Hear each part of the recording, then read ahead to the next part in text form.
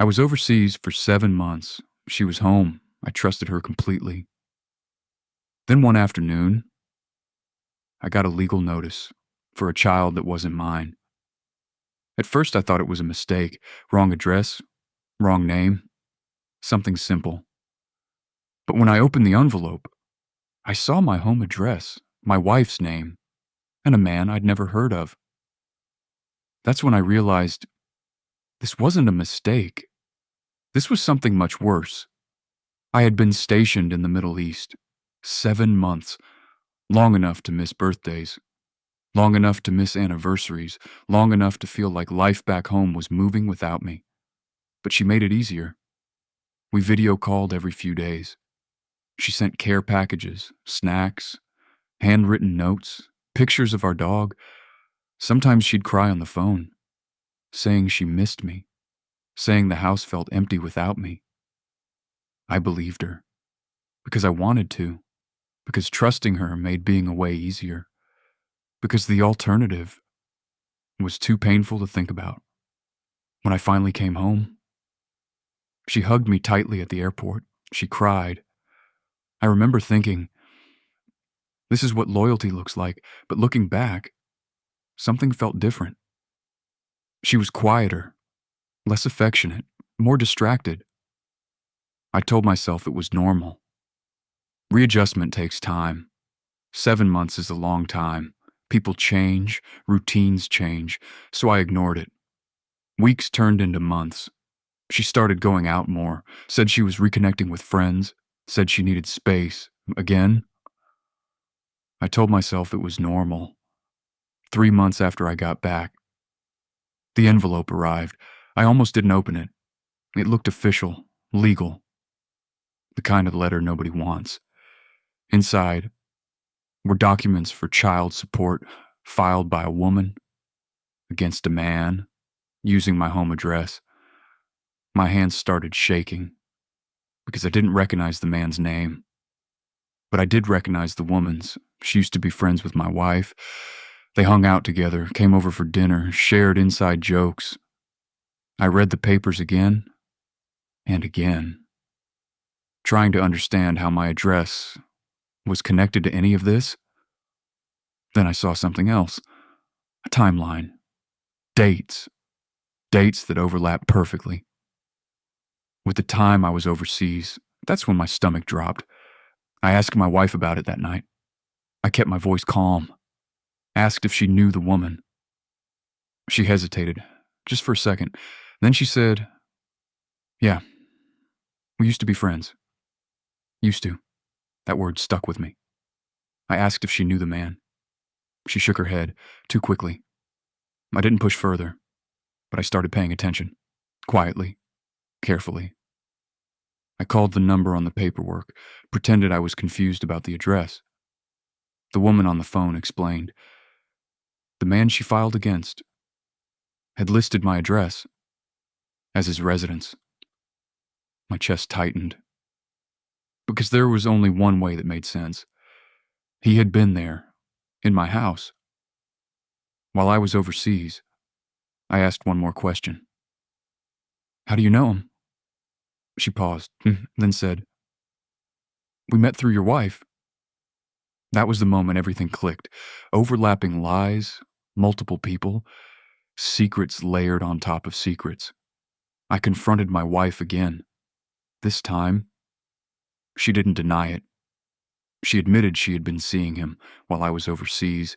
She said it started as just talking, then turned into more. She admitted the woman who filed for child support used to be her friend, until everything got messy, until lies started piling up, until nobody knew who was telling the truth anymore. I felt numb, not angry, not yelling, just empty. A DNA test confirmed what I already knew. I had nothing to do with the child, but I had everything to do. With the marriage, it destroyed. When I asked her why, she said something I'll never forget. "It happened because you were never here." 7 months. I was gone 7 months, serving overseas, missing holidays, missing family time, trying to build a future for us. And somehow, that became the excuse. I didn't argue, because there was nothing left to argue about. Some explanations. Just make things worse. I moved out quietly, filed shortly after. And here's the part I didn't plan. The divorce papers were finalized. On Veterans Day, I noticed the date when I signed them. I paused for a moment because the timing felt strange.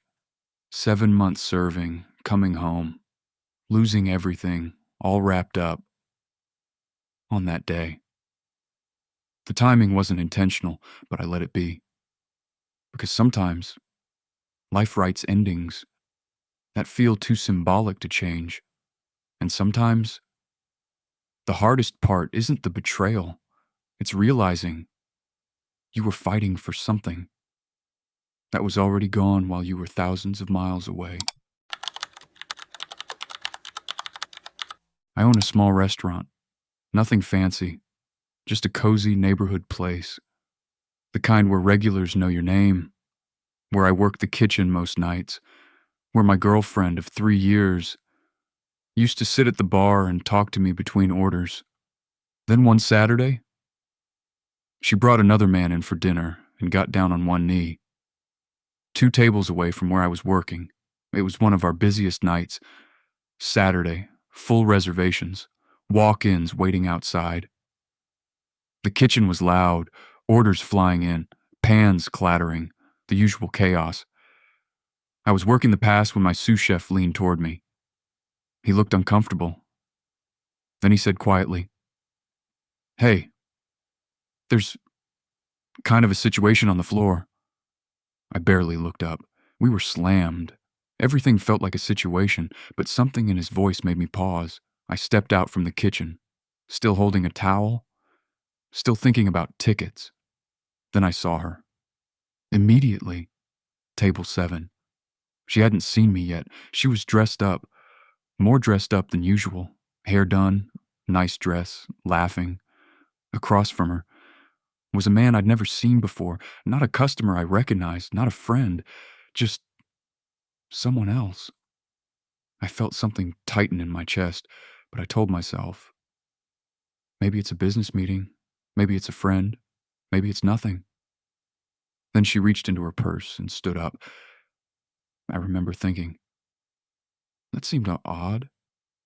Then she walked around the table and got down on one knee. I'm not kidding. She knelt down, right there, in the middle of my restaurant. My waitstaff froze. One server stopped mid-step, another just stared. My chef peeked out from the kitchen, then looked at me. I looked back at the table. She pulled out a ring box, placed it on his knee, and opened it. The man looked stunned, completely stunned. Then he looked up, and his eyes met mine. That moment felt strange, because his expression changed instantly. Confusion, realization, then something else. Like something had just collapsed for him too. I don't know what she told him about me. I don't know if he knew I existed, but the look on his face said he just learned something important. She still hadn't noticed me. She was smiling, waiting for his answer. The entire restaurant was quiet, and I just stood there, watching. Then I turned around and walked back into the kitchen. No yelling, no confrontation, no scene, just silence. My sous chef looked at me, waiting for something, anything. But I just picked up the next plate and kept working. Service wasn't over. Tickets kept coming, orders kept moving, and I focused on that because it was easier than thinking. Every now and then, I'd hear quiet whispers from the dining room, but nobody said anything to me. Nobody needed to. We all knew. I finished service, every table, every order, every plate, like nothing had happened, like my world hadn't just shifted. By the time the last customer left, it was almost midnight. The staff cleaned quietly. No one made jokes, no one played music, everyone moved carefully. Then my sous chef walked over and asked softly, "You okay?" I nodded, because I didn't know what else to say. When I finally stepped outside, her car was still there. She hadn't come looking for me. She hadn't said anything. I went home. Quietly, walked into the apartment we shared, looked around. 3 years, photos, shared furniture, little things everywhere. I grabbed a few boxes, packed her belongings, clothes, shoes, toiletries, slowly, calmly, no anger, just methodical. Then I drove back to the restaurant, placed the boxes on the front step, and left. The next morning, my phone rang. Her name on the screen. I let it ring. Then it rang again. And again. Then a voicemail. Another call. Another voicemail she wanted to explain. I didn't answer. I sent everything to voicemail, and I still haven't listened to them. Because sometimes there isn't an explanation that makes sense. Sometimes, the moment you see everything clearly, you don't need to hear anything else. And sometimes, the loudest betrayals happen in public, but the endings happen quietly, with a few boxes, on a front step, and a phone that keeps ringing until it finally stops.